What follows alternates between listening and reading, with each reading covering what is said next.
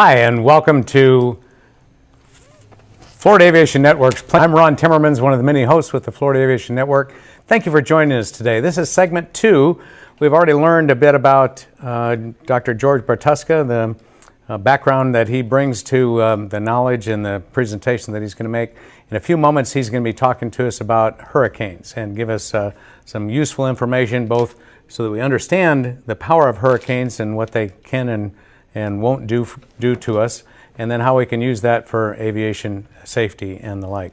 I'm normally not the host like I am today. It's normally Ben Coleman, my colleague. He's off on a special assignment in Pennsylvania. So Ben, I hope you're watching us today, and I hope you bring back some good photos and videos from your sojourn in Pennsylvania.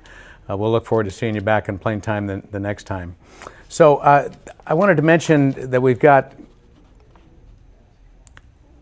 we have some folks that you see on the screen, Dr. George Bartuska and me, but there's a whole bunch of people behind this screen that are hardworking that help make this presentation. I want to at least recognize them. In addition to our guests today, Dr. George Bartuska and Raul Salazar, we have camera operators to include Dante, Kylie, and Ryan, floor managers Bob and John today, technical director and sound engineer Obi2 and Mike.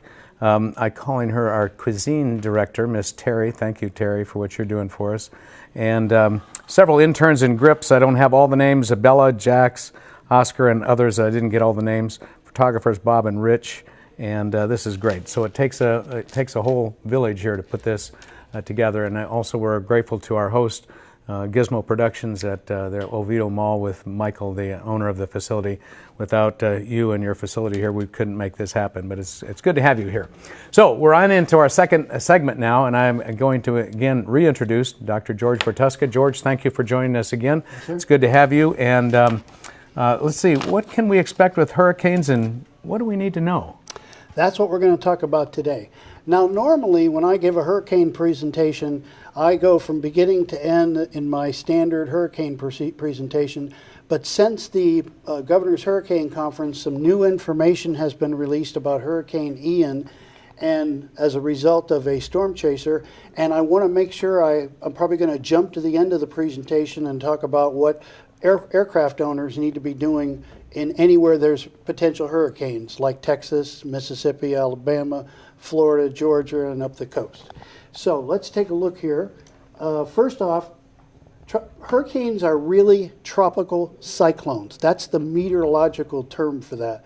And the reason you need to know that is if you want to do some research, if you want to really read about these storm systems, and you're on the internet, if you Google hurricanes, yes, you'll pull something up, but if you Google tropical cyclones, you'll get the real scoop, all the research stuff. Next thing, the required simultaneous preconditions needed for hurricanes are very rare. There's only 80 to 90 of these storms around the world every year, and that number has not changed in 50 years. But the necessary conditions to actually form what is going to become a hurricane have to be just right. It's the same thing with tornadoes, and we have a saying in meteorology, it's the Goldilocks principle. If you remember Goldilocks, one of the porridges was too hot, one was too cold, and one was just right. Well, the atmospheric conditions have to be just right, and if they are, we're going to get a tornado or a hurricane.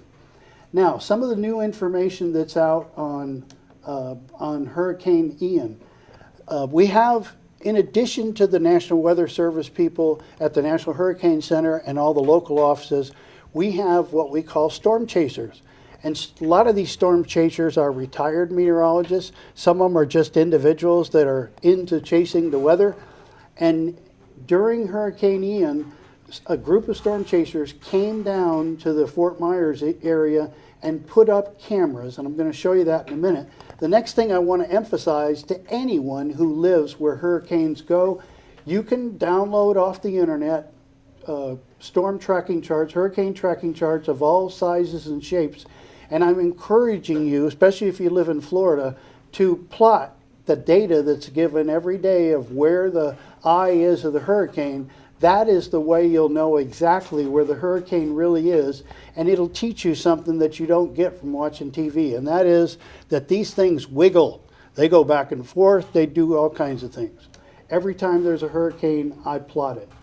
Now, these guys who came down to to the Fort Myers area for Hurricane Ian. In that picture, you can see there's a red house. That red house is elevated 8 feet off the ground, and to the left, the beach is approximately 400 feet away.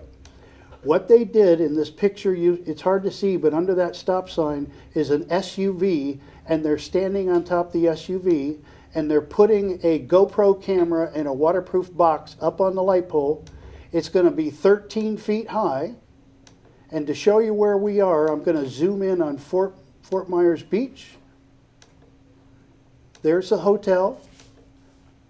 There we are at the ground level. Okay. Now, this particular storm chaser created a video from that GoPro camera.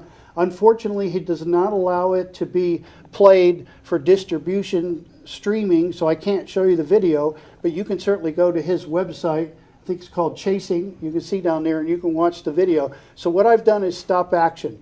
But look at the home now. Now there's about 3 feet of water. We're looking at storm surge. There's 3 feet of water coming in. Now there's about 6 feet of water. And what you can see if you watch the video is there's 2 people in that house, a husband and wife and 2 dogs. And they periodically come to the door and look outside, or they open the blinds on the windows. They're trying to figure out what to do.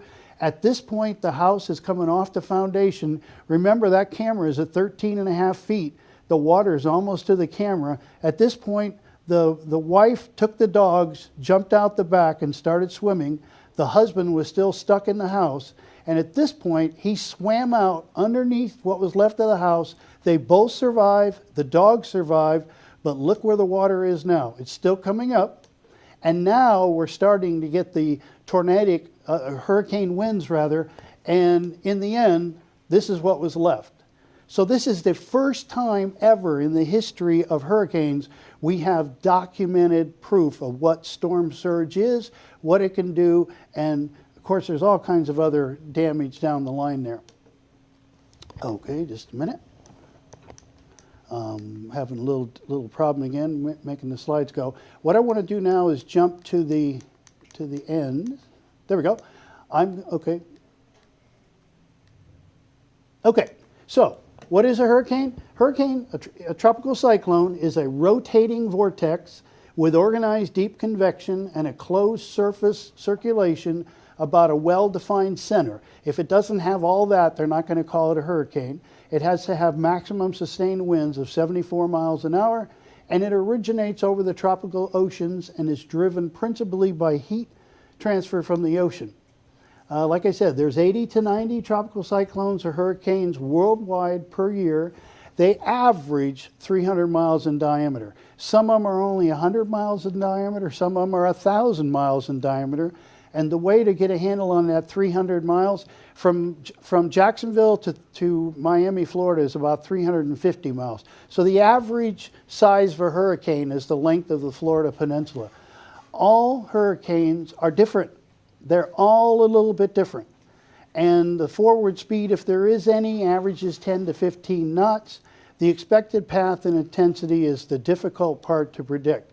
Now, this is a picture of the 2004 hurricane season. We had 4 hurricanes go through Florida, but 3 crisscross right through the middle. The first thing I want you to get thinking about in the next picture, that when you see that line, you should be thinking this.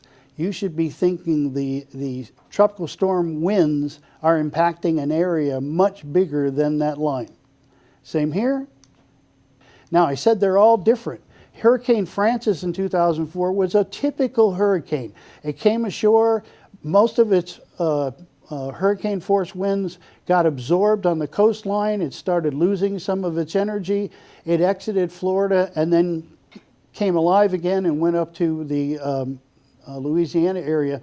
So that was Francis. Whereas Charlie, which actually came before Francis, Charlie was much smaller, much narrower, and much more intense. It was moving 40 miles an hour from Charlotte, Port Charlotte, up through the state of Florida, and it did a lot more damage than Charlie did. And then Hurricane Jean was once again more like a typical hurricane.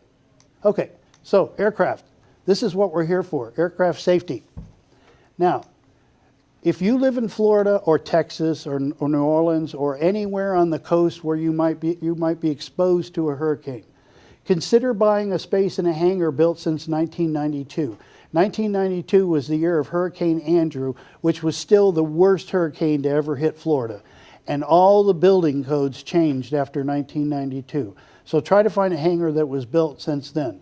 If you're securing your aircraft outdoors, look for an open space clear of things that could blow into your plane. And remember, the wind direction is going to change if the hurricane goes right over you. If it happens to, the eye happens to go right over you, it's going to blow from one direction for a while, and then the eye wall is going to get there and it's really going to blow, and then the eye is going to come and there'll be no wind, and then eventually it'll all blow from the opposite direction. So try to make sure there's nothing that can blow into your aircraft. If you're in the area during the storm, tie it upwind at that point. And as the wind changes, you might have to go out and adjust that. Securely latch the doors and windows or the wind are going to blow them off. Cover engine inlets, pitot tubes, and static ports. Chock the wheels and set the parking brake. Secure to anchored cables or dig a hole for the wheels. Dig a hole deep enough to put the wheels in so you can tie it down where it can't be blown away. And sometimes some people will deflate the tires to help it even more keep in place. Note, check your pilot operating handbook for brake system heat expansion. There may be a reason you don't want to set the brake. Next thing, securing your aircraft outdoors. Control locks. Make sure your control surfaces can't move and flap around in high winds. Install internal and external gust locks. Avoid looping a seatbelt around the controls, which is what a lot of people do. This could set the controls in a climbing turn, which is exactly what the aircraft will attempt to do in severe winds. Tie downs. Always use the tie down rings, the eyes, not the struts. Use nylon or Dacron rope, not chains. No old manila rope. Try to position tie downs at least 45-degree angles like you can see in this picture.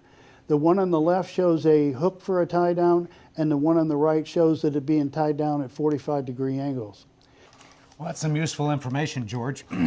I would certainly want to have my aircraft inside a hangar built after 1992, if at all possible. Right. But even if it wasn't built after 1992, I'd still want it inside. At least that would be some help. Exactly. But if you have no other place to put the airplane but out on a ramp, these are some good, useful hints for how to tie it down safely and securely. But there's another thing I guess you could do, and that is relocate it out of state. Absolutely. Fly it away. Do what the military and the airlines do. They fly everything away. So if you can, fly it up to Indiana or somewhere else where it isn't going to go. 15 minutes. Okay. Very good. Now what I want to talk about again is the first terminology. I mentioned that all these things are really tropical cyclones. In the North Atlantic, we call them hurricanes. In the Pacific Ocean, they're called typhoons. In the Indian Ocean, they're called tropical cyclones. And in the Australia area, they have a lot of different names for them, but they're cyclones. But in the Maritimes, the ships at sea, they're referred to as tropical revolving storms. Now, this picture is in all the FEMA documents and all the National Weather Service documents, and it shows you where there have been landfalling hurricanes in the United States. But that picture really doesn't tell the story. This is the picture that tells the story. Anywhere there's color on that map, there could be mammoth flooding, severe flooding, if the hurricane makes it that far. There's two problems you got to think about. Number one, a typical hurricane is carrying about 6 trillion gallons of water, and it's going to get rid of it somewhere, sometime. The other thing is, we just don't know where it's going to go. If it goes out into the ocean, the prevailing winds will take it northeast, and it'll start aiming towards the British Isles, and before it gets there, it'll go over cold water and it'll dissipate and it'll just rain itself out. But as we've learned over time with Hurricane Ike stalled over Texas and flooded Houston and other places, and Hurricane Helene, I think from last year, went up into Kentucky and Tennessee, mammoth flooding, and nobody could figure out why. Well, it's got that water. The other thing to know, I've been studying hurricanes for 30 years, and nothing's changed. The only thing that's changed is more people have moved to coastlines where hurricanes make landfall. That's the only thing that's changed in the last 50 years. Now, if we look at this picture, these are historical tracks. These are historical tracks. And so you might say, well, what am I going to do? What you have to do is prepare. Let's look at the potential now. This picture in the middle is the statistically average occurrence of hurricanes in the United States. And notice it says September 10th. We all know September 11th because of the 9/11 terrorist attack. Well, the most statistical likely day to have a landfalling hurricane in the United States is September 10th. That doesn't mean there'll be one on September 10th. That just means statistically that's the most likely time. Now, hurricanes can form anytime, anywhere there's tropical water of at least 80 degrees Fahrenheit. The official hurricane season runs from June 1 through November 30th. Most tropical storms form in late summer, early autumn, during August, September, and October. The worst hurricanes to ever hit us have happened in September. Hurricane lifespan. The average lifespan of a hurricane is about 10 days or 2 weeks. However, some have lasted a month, some have only lasted 2 days. Average hurricanes in the North Atlantic and Caribbean. Now here is what we call the climatology, where hurricanes form. And you can see there's potential for some in June, potential for some in July. In August, it really takes off. September is the bulk of it. In October, and we can have some in November. Is this historical, George, or Yes. is this year? No, this is historical. Historical, okay. And as far as that water temperature, this is a picture I pulled off the internet, I think, a couple of years ago. You can see there's no problem in the Gulf of Mexico or in the Atlantic finding water that's 80 degrees. In fact, in the heat of the summer, the water can be over 90 degrees. It says it's 90 there by Tampa. We can have 95 degrees in the Gulf of Mexico, easy. Now, when we talk about hurricane danger and death, most people focus on the fact that there's so much wind. And certainly wind does damage, but it turns out the water is what kills people. The storm surge drowns half of the people, and the rain flooding drowns about another 25%. Some people are hurt in wind, some people by tornadoes, some people offshore, but it's the flooding from storm surge and rain that really kills most people. Now let's take a look at the damage. This picture is from Hurricane Katrina. This is in Pascagoula, Mississippi. You can see on the left there was that house. After storm surge, all it was left was a tree. Inland flooding. Like I said, there's 60 billion gallons of water in that hurricane, and it's going to let it go somewhere. And the next thing is just the high winds. Most people would look at that house and say, boy, it looks like it hit by a tornado. No, that's just the wind. What's the difference between the tornado and the hurricane? The tornado may only last for 30 seconds, but it's a tense wind of 100 to 150 miles an hour. But the hurricane is going to blow for hours if you haven't been through one. So if your house isn't constructed well, it can eventually blow it completely off the foundation. Here is a tornado. The tornado takes stuff and tears it apart and throws it around. Now let's talk about the hurricane itself. Before I do this, understand that the hurricane is not some unique cloud different than all the rest of the weather on planet Earth. A hurricane starts with thunderstorms, and because of the rotation of the Earth, it groups those thunderstorms and they intensify into what we call a supercell in the Midwest, or a mesocyclone, and that's what becomes the hurricane, and the worst part, which is the eye wall. In this picture you can see the eye, and on the right hand side you can see what looks like a funnel going up from the middle. That is the eye wall. Here are some radar plots. You can see the eye in the middle. Right around the outside of it is the eye wall. That is the worst part of the hurricane. The part that hits us first are the rain bands that you can see on the outside. Here's a simulation of it showing sometimes we have dual eye walls, sometimes we have what's called an eye wall replacement cycle. Now let's look at it in closer. A typical landfalling hurricane. I'm going to look at Hurricane Andrew because once again this is the worst hurricane that's ever hit Florida back in 1992. Let's start with the outside, the spiral rain bands. They can extend out 100 to 500 miles. Intense organized thunderstorms with shower cells, stratiform precipitation structure between the bands. There are primary and secondary rain bands. These thunderstorms have heavy rain, strong winds, and sometimes tornadoes. Also the outer convective bands and straight hurricane squall lines. So we can have what we know as a squall line in the Midwest is a line of thunderstorms. That's what we're getting here in the rain bands. The next thing is the eye wall. This is the heart of the hurricane. This is the part that does most of the damage. It's made up of short segments of monstrous thunderstorms, similar to mature mesoscale convective systems or a supercell thunderstorm. Inward and outward spiraling winds, vertical or slanted upwards, and the fiercest winds and heaviest rainfall of 1,500 to 3,000 feet. So if you're wondering, the hurricane hunters are always going to fly in over 3,000 feet, usually around 5,000 feet. Typical winds are 115 to 150 miles an hour, in excess of 200 miles an hour in some situations. The ocean waves beneath the eye wall can be 15 to 40 feet tall. No ships are going to make it if a hurricane goes over them. And strong hurricanes often exhibit double eye walls with a moat. Now I want to stop for a minute and talk about that wind speed. A lot of textbooks on meteorology that were written before the 1980s estimated the wind speeds in tornadoes at 600 to 900 miles an hour because they didn't know any better. And then came a guy named Dr. Fujita at the University of Chicago, and he got the brilliant idea of taking a 16 millimeter film, which is all that existed at that time of a tornado, and he went through it frame by frame by frame. And what he found out is the wind speeds weren't any more than 125 miles an hour, which is the normal wind code in the state of Florida. So we can build structures to withstand tornadoes. We have seen 300 mile an hour winds in tornadoes, but it's very rare, very rare.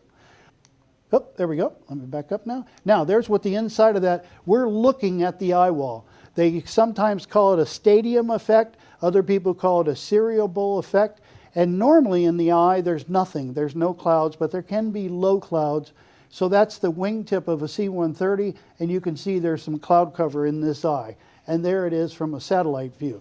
Now, I want to back up for a minute. Today, when we're looking at hurricanes, we're using orbiting satellites, we're using radar, we're using weather balloons, we're using Raman zones. But before the 1960s, all we had was this, a recording barometer. These were precision recording barometers made by the Bendix Freeze Company. That is the equivalent of the barometric altimeter in your aircraft, only exceedingly accurate. And if a hurricane went right over you, all you were going to have is this chart. That was the only record we had of a hurricane. We started adapting radar after World War II, but it wasn't really till in the 60s that we had radar that we could use on board aircraft and ground stations, and we started to have satellites. The first satellite was Tyros, launched in 1960, and it wasn't until about 1965 that we could really use them to look at hurricanes. So the big dip in that graph, George. Yes. So that's whereas the eye wall at the exactly low pressure comes over the reporting station. Right, and that's the big dip there. You're only going to get that if the eye wall goes over you. Yeah, so those of us that have altimeters in our airplanes and reset them every time we talk to a new controller, we'll often hear, altimeter setting is 30.12 or 29.92 for the standard. What would be the bottom of that graph there? I really can't read it from here. I mean, what would be a typical one for a 850 millibars. Millibars, and I can't remember what that is in inches. But so 1013 is the standard millibar standard atmosphere. 800 is pretty low. So that's way down there. That's super low pressure. The other problem with this was a lot of times, if the eye went right over you, it destroyed everything. So there was no barometer. Hurricane Andrew destroyed all the wind instruments in southern Florida, so no one was able to get a decent wind rating on it, and it ripped out the radar at the TV station in Miami that Brian Norcross was manning at the time.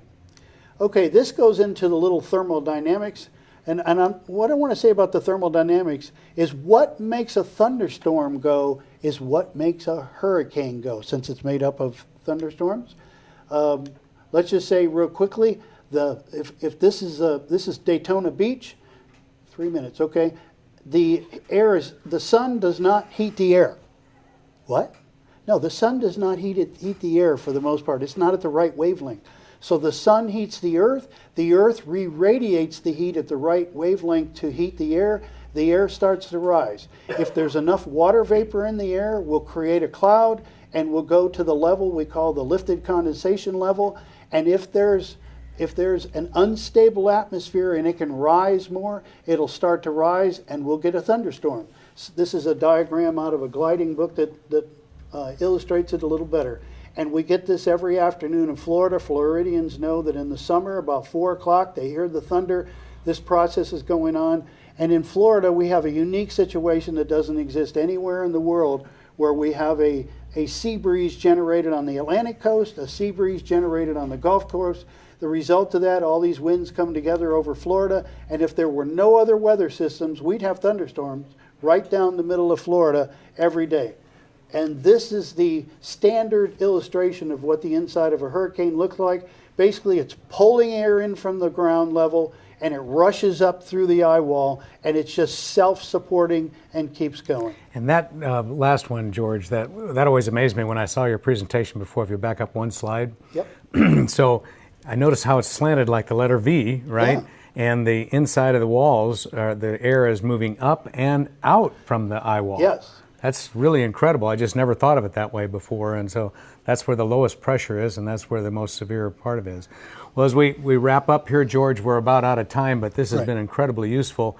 I remember you said a few minutes ago in your presentation that the storm surge and the rain that dumps out from a hurricane are about 75% of the total damage. Now, Total deaths.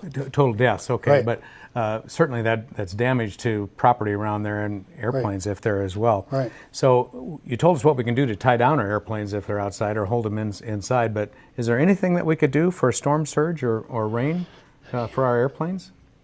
Just don't have your airplane near the coast. Okay. In other words, fly it inland somewhere. Excuse me, Atlanta, yes. Indianapolis, somewhere Right. like that. Back Right. to your hometown in South Bend. In South Bend, Indiana. That'd be great. Okay. Well, so we've learned a lot today about hurricanes, an incredibly powerful thing. And here we are now, June 21. We're 21 days into the 2025 hurricane season. We're told that it's going to be a fairly active season, but that is? But that is not what you need to focus on. You Right. need to focus on the fact it only takes one. In 1992, it was going to be a lull season. People weren't too worried about it. Hurricane Andrew came, and it was the worst one we've ever had. Be prepared is what you need to do, and I think that's important. We're about to finish up here, and if you're looking for Wings credit for this presentation, it's going to be available to you. After the credits, you'll see a code word, and you'll enter that for your Wings credit. Thank you so much for joining us this morning for 2 sessions with Dr. George Bartuska. Very interesting to learn more about hurricanes and how dangerous they are and how powerful they are. What an incredible weather phenomenon. I'm Ron Timmermans for the Florida Aviation Network. Thank you so much for joining us. Stay tuned for another session to come in just a few minutes. Thank you.